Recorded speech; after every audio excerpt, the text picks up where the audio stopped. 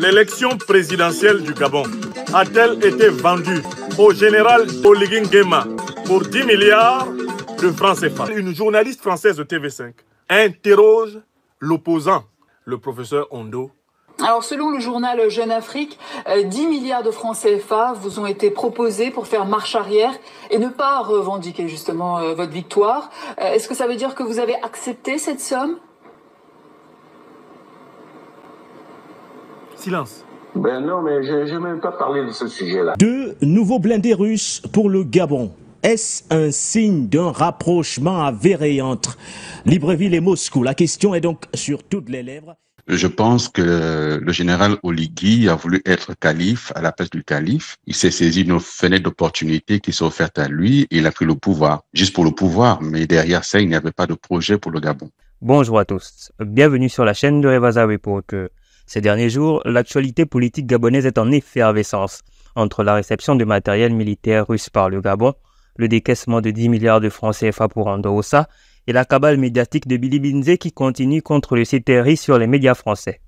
Abonnez-vous, mettez un like et restez jusqu'à la fin pour donner vos avis en commentaire. C'est parti. Afrique de liberté. L'élection présidentielle du Gabon a-t-elle été vendue au général Dansoman, Oligui Nguema, Brice Clotaire, pour 10 milliards de francs CFA. Une révélation tonitruante, bouleversante, qui est tombée sur les tabloïds hier, après la publication d'une interview de TV5, dans laquelle une journaliste française de TV5 interroge l'opposant, le professeur Ondo. Alors, selon le journal Jeune Afrique, 10 milliards de francs CFA vous ont été proposés pour faire marche arrière et ne pas revendiquer justement votre victoire. Est-ce que ça veut dire que vous avez accepté cette somme? Silence. Ben non, mais je n'ai même pas parlé de ce sujet-là. Ce n'est pas un sujet. Ce qui est important aujourd'hui pour le peuple gabonais, c'est faire le bilan du CTRI.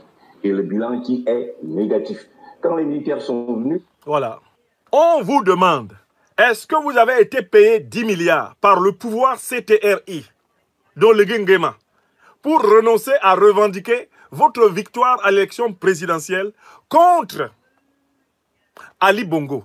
Monsieur répond, je ne veux pas parler. Non, je ne veux pas parler de cette question.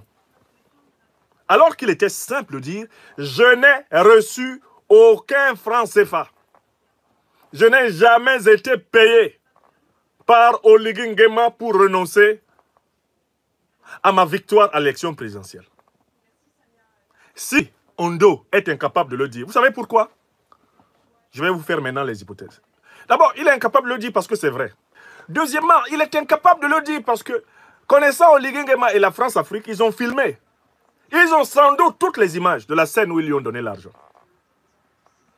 Il vous souvient très bien qu'au mois d'août 2023, il y a des images fraternelles très fortes entre Oligui Nguema et le professeur Ondo, dans la maison du professeur Ondo.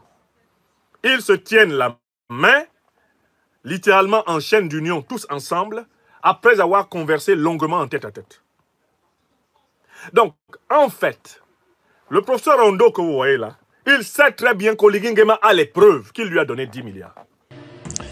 2 nouveaux blindés russes pour le Gabon. Est-ce un signe d'un rapprochement avéré entre Libreville et Moscou? La question est donc sur toutes les lèvres, quelques jours seulement après justement la réception de ces blindés par les autorités actuelles. Bien que l'initiative ne soit pas celle des militaires réunis au sein du CTRI, de quelle façon faut-il aujourd'hui saluer ou du moins apprécier entre autres cette initiative? Doit-on parler d'un renforcement de la coopération bilatérale entre les deux pays? Sommes-nous en plein justement dans l'élaboration d'une nouvelle relation beaucoup plus stratégique entre Moscou et Libreville, votre pays? Merci pour cette question qui est très pertinente vu le contexte actuel, le contexte géopolitique international actuel. En fait, pour répondre à cette question, je pense qu'on va rentrer dans les éléments de la question que vous avez vous-même déjà ici présenté, à savoir le fait que l'acquisition de ce matériel militaire russe n'est pas à l'initiative des autorités actuelles du Gabon. Donc, celle, bien sûr, menée par l'ex-militaire Oligui Nguema. Ce matériel militaire russe a été donc acquis à la suite des démarches entreprises par l'ancien gouvernement, donc l'ancienne équipe dirigeante du pays, sous la férule d'Ali Bongo. C'était d'ailleurs l'ancien ministre et défunt, M. Michael Moussa Adamo, qui avait été donc délégué par le président Ali Bongo auprès de la Fédération de Russie pour négocier l'acquisition de ce matériel militaire. Et donc, malheureusement pour eux, le coup d'État est passé par là et les a simplement modifiés. Et donc, l'achat de ce matériel militaire ayant déjà été effectué, donc les nouvelles autorités du pays n'ont fait que le réceptionner. Et c'est pourquoi, donc à l'occasion du dernier défilé militaire, donc à l'occasion de la 64e fête de l'indépendance, le 17 août dernier, les Gabonais et tous ceux qui ont effectivement suivi ce défilé ont pu apercevoir ces blindés russes qui ont pavoisé sur l'artère principale de la capitale du Gabon, Libreville.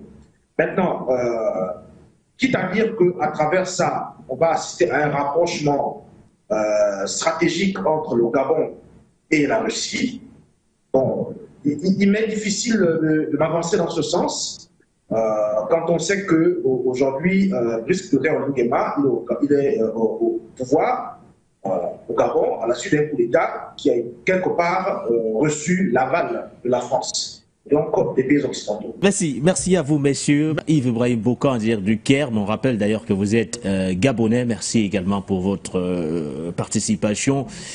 Les téléspectateurs, vous êtes toujours aussi nombreux à nous suivre au quotidien sur les antennes For You Media Africa. Merci à vous. Que vous soyez téléspectateurs, télé-auditeurs ou encore auditeurs. Sentez vous remercier ce soir. Merci à la grande équipe de la réalisation. C'était tout pour ce numéro du Point sur l'actualité, édition du 29 août 2024. Portez-vous bien. Oui, bonjour. À votre avis, qu'est-ce qui a motivé les militaires à prendre le pouvoir il y a un an? Je pense que le général Oligui a voulu être calife à la place du calife. Il s'est saisi d'une fenêtre d'opportunité qui s'est offerte à lui et il a pris le pouvoir. Juste pour le pouvoir, mais derrière ça, il n'y avait pas de projet pour le Gabon. Alors, le général Oligui dit souvent qu'il a fait ce coup pour que l'armée ne soit pas obligée de tirer sur la population comme après la présidentielle de 2016. Écoutez, le général Oligui a été chef des services spéciaux. Il doit donc savoir mieux que quiconque ce qu'a pu faire l'armée en 2016. Et c'est pour cela que je n'ai de cesse de demander qu'il y ait dessus une commission justice, vérité et réconciliation, comme l'opposition réclamait cela à l'époque, pour que nous sachions ce qui s'est passé. S'agissant de ce qu'il dit ne pas avoir voulu faire en 2023, il aurait donc suffi de confier le pouvoir à celui qui, à ses yeux, aurait gagné l'élection, c'est-à-dire le professeur Ndossa. Or, il l'a pas fait non plus, ce qui conforte bien que c'est un prétexte. Il a juste voulu prendre le pouvoir pour lui et pas pour sauver la démocratie. Avec le recul,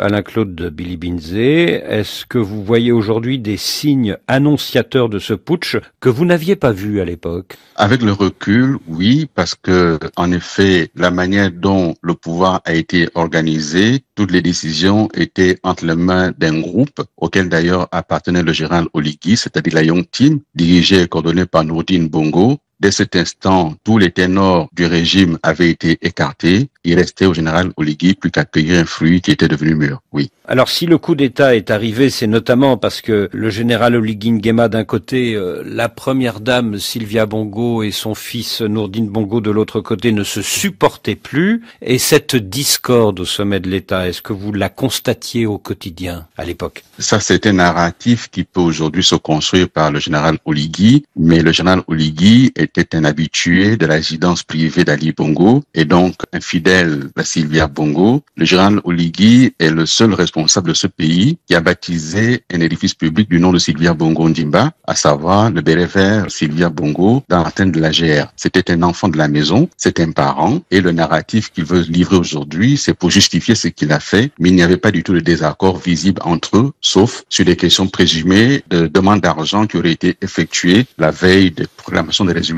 Mais il n'y avait pas de désaccord dans les dernières semaines du régime? Pas cas, à ma connaissance, je n'ai observé aucun désaccord. Le général Oligui a raconté dans le Haut-Ogooué, à Franceville, comment il a été impliqué dans l'organisation du scrutin, ce qui d'ailleurs ne relevait pas des missions du commandant en chef de la GR, mais il a expliqué parce que son rôle à lui était de s'assurer que le régime resterait en place. L'une des choses que le général Oligui n'acceptait pas, c'est que Sylvia Bongo l'empêche quelquefois d'avoir accès au président, Ali Bongo. Est-ce que la première dame faisait également barrage quand vous-même, en tant que Premier ministre, vous vouliez parler au président? Je n'ai jamais vu la première dame Sylvia Bongo au palais de la présidence de la République. Et donc, si elle faisait barrage, c'était peut-être à domicile. Mais je n'allais pas prendre mes instructions à domicile. Je travaillais avec le président au palais de la présidence où ne venait pas la première dame. Le jour du vote, quand Sylvia et Nourdine Bongo ont décidé de couper Internet, est-ce qu'ils vous ont averti au préalable? Je ne sais pas si ce sont eux qui ont décidé de couper Internet, mais je n'en ai pas été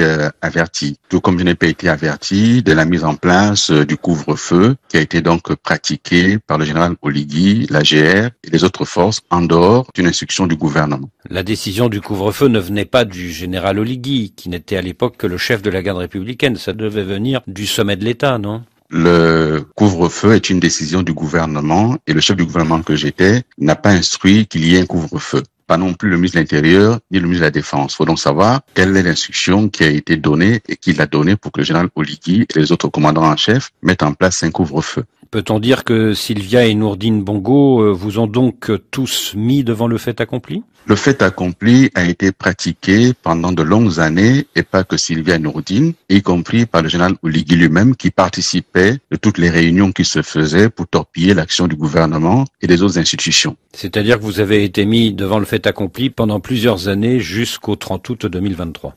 Il n'y a pas que moi, nous avons été un certain nombre, nous nous sommes battus comme nous avons pu, en tout cas pour ce qui me concerne. J'ai tout fait pour que la mission qui m'a été confiée, je l'accomplisse avec un maximum de dignité, de légitimité, mais je dois dire qu'il y avait effectivement des barrages qui étaient organisés et que ce que faisait Nourdine s'appuyait beaucoup sur le côté sécuritaire que représentait le général Oligui. Je parle encore une fois de ce que j'ai observé. Ils étaient membres d'une même équipe et donc s'il y a eu bruit, c'est bruit entre membres du même. Merci d'avoir suivi cette vidéo dans son intégralité. N'oubliez pas de vous abonner, de lâcher un like et de vous exprimer dans les commentaires. Prenez soin de vous et de vos proches. Take care of you.